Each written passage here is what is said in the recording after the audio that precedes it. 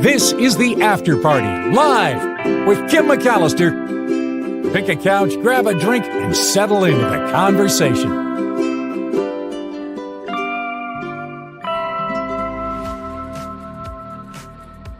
Live on Friday, and that means we get to talk about the movies before we see them with Tim Sika. That is coming up. Plus, a comic book, Superman #1, found in an attic here in Northern California, auctions off for quite a mint. So we'll talk about that. Plus, are raccoons becoming domesticated animals? There's a study saying it looks like that is the case. Can you imagine yourself with a pet raccoon? I don't know. I'm not convinced. Before we do anything else, though, it is time to talk movies, and as we do every Friday, at the movies with Tim Sika. Hi, Tim. Hi, Kim. Hi. Welcome to the show on a big Wicked weekend. A big Wicked weekend. Yes. Please don't make me talk about Wicked. Oh, are you not going to do Wicked? I am going to, but yes, I want to give a tempered review of the movie because I had many reservations about the movie. Well, you love a musical, and I know I do. Saw Wicked 1, the first Wicked installment. We both really loved this movie, Wicked #1.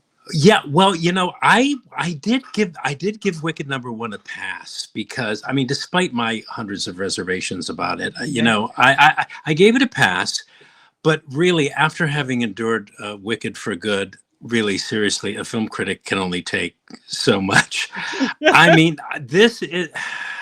The title is apt because it implies that we're going to not get any more Wicked. And I think that's as it should be, especially after having endured what I thought was a flat, seemingly endless continuation of this popular musical. And it's two movies, which really should have been only one movie. Really, I think the latest installment, I guess you'd call it, or the last installment it's a flat, ridiculous, and bloated film. It's barely able to stand on its own, which is just one of its many problems. The first hour, for one, just is like this flatliner. It lacks any kind of directorial sense, rhythm, or point of view, and it may be the flattest, most boring first hour. I was shocked of any movie that I've seen so far this year. And like Wicked, this is a long movie. It clocks in at 2 hours and 17 minutes. And when you combine the running time of the first part, we have a complete Wicked that is just 3 minutes short of 5 hours. Now, the stage play was 2 hours and 45 minutes roughly. So that just begins to tell you one of the things that's wrong with this movie. It's bloated beyond belief. There's also nothing human about this story. It reeks of CGI, plasticity, and AI. What emotion is there is repetitive and insipid. There's only one good song in the second half. The rest is just forgettable stuff. The story connections that are made between the Wizard of Oz are just ridiculously lame and dumb. For one example, one of the Munchkins becomes the Tin Man. For no apparent reason, becomes the Tin Man, and the prince turns into the Scarecrow, the Wicked Witch of the West, after having died from, having been melted because she got water thrown on her. She emerges through a trap door only to go off into the sunset with the Scarecrow. I mean, give me a break. I just think this movie is wickedly ridiculous. It literally gave me a headache. When I got home, I slept for 2 hours because I couldn't get rid of the headache this movie gave me. So I say ignore the studio hype on this one. It's a very bad movie, but it wants you to think that it's a really good one, but it's a borderline abomination. How do I hate this movie? I want to say, let me count the ways, but rather than count more ways and dwell in more negativity and dismissal, we could just move on to the next movie. Really, no matter how I look at it, Kim, unfortunately, I just can't recommend this movie to anybody. Oh, I'm so bummed because I really did. There were some moments in the first installment that really kind of lifted my spirits. The end song, like, it was pretty powerful. Yeah, it was powerful. That end crazy song, good. Yeah, I don't, how'd they go from that to this is a surprise. I don't know. I do know I don't know what the other critics are saying. I know one of the Variety critics went bonkers over it, but I think the New Yorker really ripped it to shreds. But I don't like to read these things before I clock in my own reviews, because I don't like to be influenced. But Sure. I think it's going to be, I think it'll scratch the itch for people that really, really love the first one. See, I liked the first one. I begrudgingly liked it. I just, there were a lot of things, quote unquote, wrong with it that only matter to me, because I know pretty much every movie musical that's ever been made, and I've seen a lot of the plays and a lot of the movie adaptations. A lot of times fell short, so I had a lot of issues with it myself. But overall, I had to agree that it was a well-made, well-produced movie. It's just the second half. I mean, it just goes on and on and on, and even the emotional beats. There's one emotional beat really between Galinda and Elphaba that really should have just been stated once, but it's repeated over and every 15 minutes. Oh, I thought you were, we were once friends, and I thought you were really good, but you're really bad, but you're not really bad. You're also good. And they just kept repeating it over and over and over, to the point where I saw it in an ideal setting. I saw it at ILM in the Presidio, Industrial Light and Magic, and I saw it with a group of people who worked on the film. Okay. So there was a lot of love in the theater for the movie. It didn't translate to me at all. I just went, am I insane, or are you people nuts? or are you justifiably liking it because you worked on it? I get that. But there was every time that all these names came up on the end credits, people were applauding, and it turned out that those were the people that were in the theater watching it. So anyway, Susan, go ahead. Says she appreciates how honest you are. And Ricky says it sounds like an adventure the way you saw that movie. That's kind of cool. Yeah. Well, it's always an adventure watching a movie at ILM, because they have the best projection, the best sound. It's a great theater to watch a movie. It's just, oh my God. It gave me a headache. Go figure. That's such a bummer. Yeah. Well, don't take my word for it. I mean, don't take my word for it. You may not, take issue with it at all. This is one of those moments where you and Michael Snyder have both basically said the same thing. So, Oh, really? See, Michael didn't like. Yeah. Okay. No, all I right. didn't like it either. Okay. Myra says, and our crowd here, love Judy Garland in the original. Cindy says, God. Judy Garland movie is probably the better choice here. Oh my God. Yeah. The original Wizard of Oz is just a timeless classic, and a great movie. Yeah. Oh yeah, there's no comparison. I mean, Wicked. Yeah, anyway, I'm sounding redundant. I don't need to. Let's move from movie, right? Let's move from Wicked for Good to Rental Family.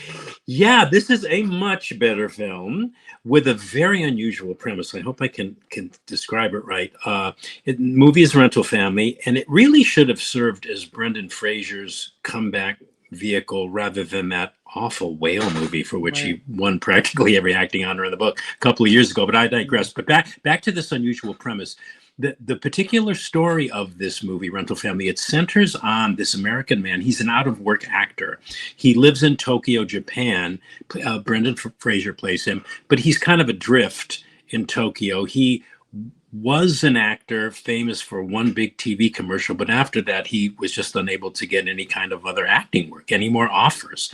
So he's just kind of going, I don't know what I'm doing, blah, blah, blah, until he becomes involved with this company that rents out stand-in family members, people paid to play roles in the lives of strangers. That's a real thing in Japan. It is. I didn't know that. You were ahead of me here. Yeah, and through that premise, though, the co-writer and the director of the movie, she goes by the name Hikari.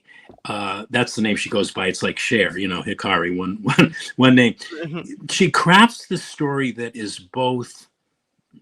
It's strangely intimate and quietly unsettling too, but in a good way, because it's about this weird service of people playing roles in the lives of other people, but they're not really the people that they're playing. In other words, like a job could be, okay, we want you actor here to play the part of this little girl's dad whom she's never met, but who she will think is her real father, because that's the part you're going to be playing, right? Apparently, like you said, it's a big deal in Japan. I had no idea until I saw this movie, and it's a big business that's really popular. Anyway, that's the film's plot.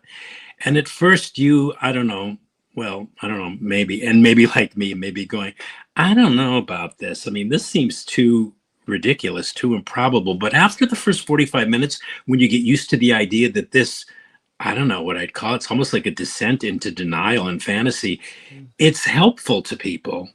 Once you get used to that and accept the premise, the film becomes a kind of, I don't know, like a cinematic meditation on loneliness and performance and what it could mean to feel seen in a kind of increasingly disconnected world, if that makes any sense. There's a lot of thematic grist kicking around in the story, blurred lines between like performance and authenticity. One of the film's moral tensions is, when does a quote unquote fake emotional transaction become real, and what might be the possible negative consequences that can conceivably arise from that? And the theme of impermanence recurs in various arcs throughout the film. And I don't know that I liked it. My mind says I shouldn't have, but the emotion of the film, the emotional through line of the film is really strong. And the film kind of winds up inviting us to consider what family means in an age of loneliness, and whether emotional truth can exist inside a lie, if that makes any sense. It's fascinating stuff. And ultimately, what we're left with when the film is over, this was for me anyway, a very moving and quietly provocative portrait of connection and identity in a world where, I don't know, a form of intimacy can kind of be bought or performed or borrowed. I mean, if that makes any sense at all. But I recommend this. It's distinctive in that it invites all of us into this world of rental relatives, which is an unusual one, or even shocking one to many audiences outside of Japan. It's quite something. I don't know what it means. I don't know what it means for the human race. The whole concept of rental relatives just makes me sad. Yeah, that's kind of that. Yeah, there was some of that. People would have to pay for the illusion of love. Yeah, it's like maybe hooking up with a sex worker or something. I don't know. It had that kind of feeling to it to me a little bit, but it was melancholy, but it's a very good movie, and it really makes you think about things that are just way past the storyline, about this, because he gets involved with this little girl, and the little girl becomes attached to him, and he becomes attached to her, and it kind of spirals out. But anyway, I don't want to give any more away than I already have. It's a very, very good movie. Let's move to Hamnet. Yeah. It's such a strange title for a movie. It's another unusual film. It's based on a book of the same name. It was co-written and directed by Chloe Zhao, who won an Oscar for Nomadland, for her direction of Nomadland. And it's about the bard, William Shakespeare. He's played here by Paul Mescal, and his wife Agnes, played by Jessie Buckley. They're both in the poster there. And it's a fictional account of how the death of their young son from the plague inspired the playwright to write one of his most famous plays, Hamlet. And I'm of two minds about this movie, Kim. On one hand, it's Shakespeare themed, which always biases me favorably in the direction of the film itself. But on the other hand, the focus of this movie is on, and what it literally wallows in, is grief over the death of a child and its aftermath anguish that can cause in the parents, childbirth, which is dramatically presented here. I mean, honestly, what women go through in bearing a child, there's no way. I mean, there is no way. I think a man could undergo that kind of pain. They show it all in this movie. There's a scene where a mother is trying desperately to will life into her stillborn baby that's just heartbreaking. This movie is mostly illness and death of children, and a lot of the feel of the movie is frankly kind of torturous. It's deeply sad. And while I was watching it, and as the credits rolled, I'm asking myself, well, what was this? What was the point of this? And the answer I came up with is like, your guess is as good as mine. Now, on another hand, It's a well-produced movie. The acting is amazing. Jessie Buckley is transcendent. I mean, I think she's going to get an Academy nod for Best Actress. She's wonderful. Emily Watson as Shakespeare's mother was excellent. Near the film's conclusion, the play of Hamlet is staged quite close to accurate a presentation as the play probably received in its day, which I liked very much, just from a historical standpoint and historical interest. I like that. It's just on balance, I'm not quite sure what I was supposed to take away from the film as a whole. And therefore, despite its recommendable qualities, I can't really recommend the film itself to general moviegoers. And I'm not too sure if the emotion of the film is earned, narratively speaking, but that's another conversation. I can't recommend it. And it kind of goes against my grain to not recommend it, but I can't recommend it. It's unless you really want to wallow in grief and sadness over the death of kids. No thanks. I really don't. Thanks. No, I don't. I barely got through it. I'm telling you. Well, as they say now, for something completely different, Zootopia 2. Zootopia 2. Yeah, we got to see this one. Yeah. It's a 9 years later sequel to the Oscar-winning animated feature Zootopia, and this time around, it has officers Judy and Nick returning undercover to track a new arrival in the metropolis of Zootopia. It's a pit viper whose presence sort of throws Zootopia's fragile harmony out of balance, basically. And Jennifer Goodwin and Jason Bateman again return voicing officers Judy and Nick, respectively. They're a married couple. And anyway, is the film any good? Yes and no. But the best way to describe it is sort of Zootopia on steroids, meaning there's just more of everything in the sequel that made the first one so memorable. And more is not always better. The plot, for one, is very busy. The movie wants to kind of be everything. It wants to be a social allegory. It wants to be an action thriller. It wants to be a therapy drama. It wants to be a toy commercial, often all at the same time, right? The animation is more ambitious than it was in the first movie, which is also both good and bad, because it's just a lot to, I could just be an old curmudgeon here, but it was a lot. It's a lot to take in, and it may not be a lot to take in for kids. I think there's 71 character parts alone in this movie, but overstuffed appears to be the accepted style of animated films these days, where you're just hit with everything the filmmakers can think of. What ultimately sells the movie, though, is, again, the emotional through line. The final act acknowledges that, like, some citizens of Zootopia aren't, well, I don't know, for one, ready necessarily to change, and that progress, like real human progress by definition, is slow to occur. So you have to sort of pay attention to those little moments. I kind of like, too, how the sequel asks, what happens after the happy ending of the first one, and it follows that. I think with a story that's funny enough, and it's fleet, and it's more emotionally mature than you would think it had a right to be. So for families, it's an easy recommendation. And I think this sequel adds to the original's blend of warmth and social commentary, but by overall feeling like a genuinely thoughtful second chapter, one that says, I don't know, it says like a city, while it still may be broken and have problems, is still, if you look deeply enough, still beautiful, and it's still worth fighting for. So so I'm recommending it. I enjoyed it too, even though I felt kind of pummeled now and again, because there was so much going on screen. But it's good family viewing. It's fun. There's a therapist in this movie. That's because Judy and Nick are undergoing marital counseling, couples therapy, and it's very, very funny. And they keep returning to that plot thing that it adds for a lot of humor. Yeah, so I'm being critical because that's what I do, but overall I enjoyed the film, and I think if you like the first one, you'll definitely like this one. It's funny when they do things like that with a marriage therapy. It's almost like they're putting a little something in there for the parents, because we're all going to have to go see this movie whether we liked it or not. So well, yes, you're gonna be taking your kids, so they give you a little bonbon there, for sure. Yeah. Yeah. The next movie you have for us is called Rebuilding. Yeah, this may be my favorite movie of the week. I like to leave my favorite movie of the week for the last one.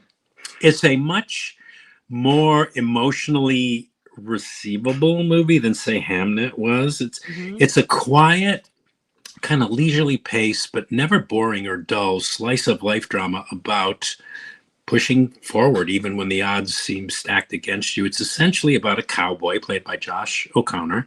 He's a very good actor, and one who pops up in everything these days, it seems. Every time I turn around, Josh O'Connor's in a movie.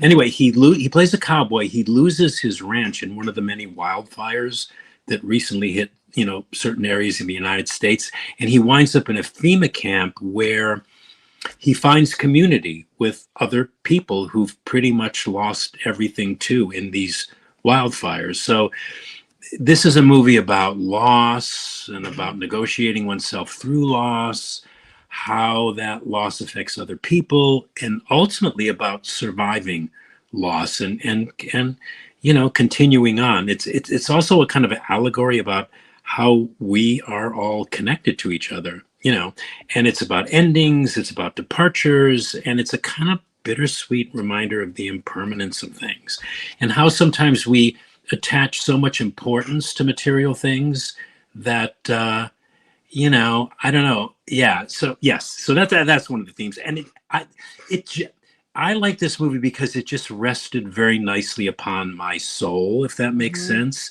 It was easy on the eyes. It's a painful story that's easily digestible, unlike Hamnet, chuckle, and the kind of movie that just sits well within my own personal wheelhouse. So I think if you're looking for a nice, reflective, meditative tale dealing with the resilience of the human spirit, I think, this is the priority movie for you to check out this week. It's called Rebuilding. All of the movies I talked about this week are now playing in theaters. So, yeah. No streaming stuff this week, just theatrical stuff. Yeah. I like the concept of a movie about rebuilding after a wildfire. Yeah. It's a concept that's so much a part of California now. Whether you're in Northern or Southern California, wildfires have impacted pretty much everyone. We all know someone that was affected, that lost their home, that something horrible happened. So yeah. I like a nice movie about rebuilding and setting up your life again, and it's aptly titled, Rebuilding. I mean, they might have come up with a more poetic title, but I like it. It's just a nice movie. It's just a really, really nice tight runtime, 90 minutes, 95 minutes. So it doesn't overstay its welcome. It felt so good to watch this movie this week. So that was my favorite one of all the ones I've seen. Yeah. Tim Sika's classic movie recommendation of the week. Oh, it is Spartacus. Yeah, Spartacus. This is a Roman Empire epic, one of the great ones, about a slave rebellion that actually occurred in history and which kind of panicked ancient Rome for more than 2 years. I mean, it happened around 73 BC. Kirk Douglas plays the titular rebellious Libyan slave who's purchased by Peter Ustinov, who plays a Roman patrician. And he's also the proprietor of a school for gladiators. So being pushed and bullied one time too many in his gladiatorial training, Spartacus kind of snaps. He then helps to lead a revolt and organize these gladiators into an army of slaves, which will obviously upset the patriarchal control of the patrician, i.e. privileged and wealthy Roman upper class, and the state itself. So it's a story about freedom and free will and personal oppression. And it's a great drama with a great cast. I mean, Kirk Douglas is in this, Laurence Olivier, Peter Ustinov, Charles Lawton, Gene Simmons plays Varinia, the beautiful slave and wife of Spartacus. Tony Curtis is in this. John Gavin plays a young Julius Caesar. It's actually maybe one of the very few Roman history-centered epics too that didn't have anything to do with Jesus Christ. It's more of a secular political drama. The politics in this movie are front and center. And I should mention that this was for film buffs. This was the only one of the director Stanley Kubrick's pictures over which he didn't have complete control. In fact, he tended to disown it in later years. But there are portions of this film that boast his unmistakable stamp, like the gladiator training sequences. They're just thrilling. The way the scenes are cut, the way they're scored, the way they're acted, and then there's there's a big scene towards the end that shows the preparation of this massive battle scene where the slaves are actually fighting the Roman soldiers, and it's all breathtaking cinematic stuff. So yeah, it's a stirring movie. It's an intelligent movie. It's a muscular movie. It's got a great score by Alex North, and it's also a movie that John F. Kennedy regularly screened in the White House when he was president, because he loved how the film depicted leadership. And Kennedy did a lot of studying about what it means to be an effective leader, a great leader. So he watched this movie. He had a print of it in the White House, which he screened regularly. Anyway, it's really one of the greatest tales of the ancient world ever to hit the screen, in my opinion.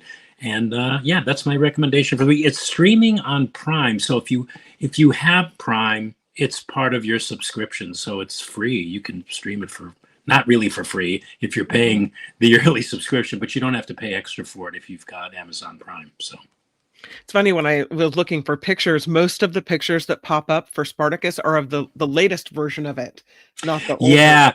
The latest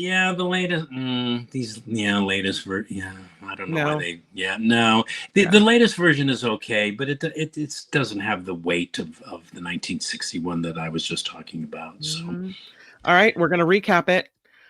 Wicked for Good. Oh boy. Flat, you said, seemingly endless, ridiculous, bloated, hardly stands on its own, lacks directorial sense. It has no rhythm.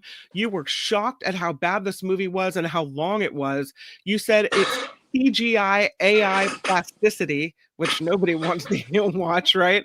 You said there's one good song. You did say there's one good song. The rest of it's forgettable. Wickedly ridiculous, says Tim Sika. It gave you a headache. You hated it. You say skip Wicked for Good. It is no good. Oh, God. Rental Family. You said you really liked this movie. There was emotion in this film that was really strong, made you think about what family really means, and you called it fascinating, a moving portrait of connection and identity, and you recommend Rental Family. Not the case, though, for Hamnet. You did not care for this one. Well, you said it's about grief, illness, the death of children, so it's kind of a Debbie Downer from the outset. You said it's deeply sad, but it is well produced, and the acting is amazing. However, you can't recommend Hamnet. As for Zootopia 2, you said this movie is more of what you got in the first movie. It's a thoughtful second chapter. The plot's busy. The animation is better, but it's a lot to take in. And even though you found it overstuffed, you said there's an emotional aspect to this, and you recommend Zootopia 2. As for Rebuilding, you said it's about loss and endings and departures, a reminder of the impermanence of the material things around us. You like this. You called this movie easy on the eyes, though it's a painful story. You called it a nice, reflective movie, and you recommend Building. And your classic movie rec of the week is Spartacus from 1960. You said it's breathtaking, cinematic, intelligent, has a great score, and it's streaming on Prime. Spartacus, worth revisiting, from 1960. And that about sizes it up for this week. That's it. Yes. All right, what are you going to watch this weekend? What's on the Tim Sika docket? Oh, God. You know what? There are so many films to see. I will be able to answer that for you tomorrow. Okay. So yes, I'll text you, Kim, and let you know. All right. Well, thank you for that. Excellent choreography. I think Ricky is talking about Spartacus. And I think he's referring to the gladiator training scenes, which are so beautiful. The movement that Kubrick captures, where they're practicing their sword fighting and all that kind of stuff. It's just like, yeah, it's great stuff. Myra calls it one of the best old movies. Outstanding cast, says Ricky. Rev with the quote, "I am Spartacus." Yes, I'm Spartacus. Yes. Awesome. A lot of love for you. Thanks, Tim. Always appreciate your honesty and your insight, says Ricky. So, yeah, thank you for coming on, and thank you for all the great recommendations this week. Okay, Kim, I will talk to you again next week. Thanks. And you have a good weekend. You too. At the Movies with Tim Sika. Bye, Tim. Bye, Kim. Bye. I love it when Tim comes on. Spartacus, that's a great movie for this weekend. And Zootopia too, right? I mean, we got some good ones. What we do know, what we can take away is don't see Wicked for good. No. All right, we don't have a lot of time left, so I'm going to jump right into the story about Superman 1. This woman who recently passed away told her sons that she had some valuable comic books somewhere in the house. So she passes away, and her 3 sons start cleaning out the house, as people do, and they find these in the attic. And because, according to auctioneers, because they were in Northern California, they were really well preserved. They said if these had been stored in a Texas attic, it would have been a no-go. This is one of they rate these on the quality of, the preservation of the comic book, and they're a 9 out of 10. So this is really, really good. This comic book is from 1939. It is Superman #1, and it has now become the most expensive comic book ever auctioned off. $9.12 million. $9 million for a comic book? Heritage Auctions said, yeah, they were cleaning out the attic after this woman died last year. This comic book was in a cardboard box with some old newspapers, and the grading service gives it a 9 out of 10, makes it the highest graded copy of Superman #1 still known to exist. As a matter of fact, it's one of only 7 known copies with a grading of 6.0 or higher. It shatters the previous record of the highest selling comic book. It was $6 million, set in 2024. That one was for Action Comics #1, with the first appearance of Superman. This is for Superman #1, and again, $9.12 million. They say it's so desired because it is a milestone in pop culture history. This copy is in unprecedented condition, and it has a movie-worthy story behind it. They say I'm sure they were glad at Heritage Auctions to see this price, but they say they were glad to see the price reflect all of that. And so here we go. This is crazy. They had some other comic books in that box as well. There were 3 of them, I think. And the mom said she bought them before World War II. And while she was living in San Francisco, and she kept them all this time in such great condition. And now that this family has millions of dollars because of that. I wanted to talk a little bit before we go about raccoons as well. There's a study, I should say, that urban raccoons are showing signs of early domestication. They have shorter snouts now than their cousins in rural areas. The shorter faces of city-dwelling raccoons offer a sign of domestication. Researchers say it lines up with a leading theory about animals that adapt to human-dominated environments. I didn't know that the snouts shortened when they were around humans, but that apparently is what happens. The study published last month in Frontiers in Zoology finds raccoons living in urban areas have shorter snouts, and that is a classic trait of domestication. The research team, which included 16 students from the University of Arkansas at Little Rock, looked through about 20,000 pictures of raccoons in the United States. They were all posted on this platform called iNaturalist. And they compared the length of the snout to the length of the skull, and they found that urban raccoon snouts were 3.56% shorter than those of rural raccoons. The paper says domestication can start to occur without direct human involvement as animals adapt to human environments. And so the availability of trash in human environments might be enough to start those changes. Because one of the scientist says one of the things about humans is that wherever we go, we produce a lot of trash. And so the readily available garbage encourages these animals to dig around looking for food. And it also lessens their fight or flight response of humans. It helps them feed successfully despite interference from humans. The raccoons in cities have learned to be bold enough to raid garbage cans, but polite enough to avoid negative interactions with people most of the time. The raccoons, they say, have adapted incredibly well to human presence. The human environments put an evolutionary selection pressure on raccoons, which seems to be leading them to develop smaller facial skeletons. It's one of the traits of domestication syndrome. Among animals that live closely with humans, researchers often see curly tails, floppy ears, smaller brains, and depigmentation in the fur as well. So, the results, they say, indicate that once wild animals start spending time even in the proximity of people, they become a little bit less afraid and they perhaps start showing physical signs of domestication. And that's what we have here.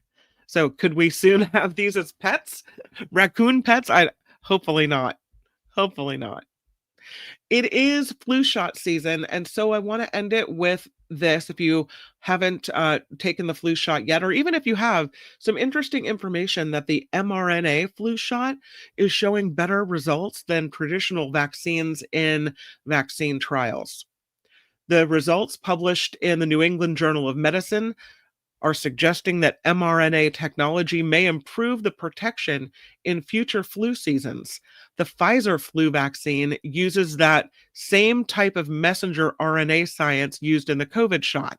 More than 18,000 adults took part in the phase 3 trial during the 2022-23 flu season. Some got the Pfizer mRNA flu shot, others received Fluzone, which is a standard seasonal flu vaccine. And the researchers say that people who got the mRNA flu shot had a 34.5% fewer flu-like illnesses than those who got Fluzone. There were 57 cases in the mRNA group compared to 87 cases in the Fluzone group. So they say this vaccine could be a game changer when it comes to the flu. Good to know. All right, everybody. I hope you have a really great weekend. Thanks for hanging out. As always, I will pull Tim Sika's video and have it as a standalone video. So if you're just looking for the movie reviews, you can find it there. Maybe you want to show a family member or share the reviews. You can do it that way. Thank you so much for always being here, hanging out with me, contributing to this show in all the ways you do. I have some great stories coming up next week that are viewer contributed stories. If you have any stories that you want to share, you can always find me at kim@theafterparty.live. It is kim@theafterparty.live. And of course, for folks contributing to the show in a financial way, I want to say a huge, huge thank you.